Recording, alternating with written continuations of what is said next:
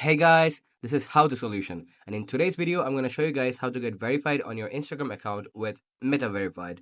So make sure to watch the video till the end to understand the process step by step. First, head over to your Instagram and go to your Instagram profile. Now tap on the three bar icon in the top right corner and select Settings and Privacy.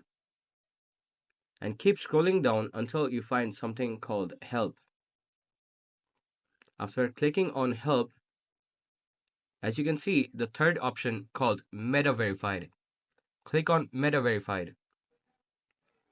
Now, click on Join Waitlist.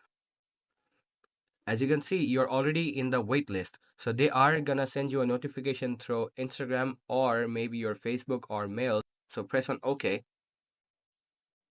Now what you're going to do is actually wait for 1 or 2 weeks. If they think that you are eligible to get verified, they are gonna send you an mail asking for your credentials through your mail, Instagram, or Facebook directly. And after filling up the credentials, you are gonna get verified on Instagram.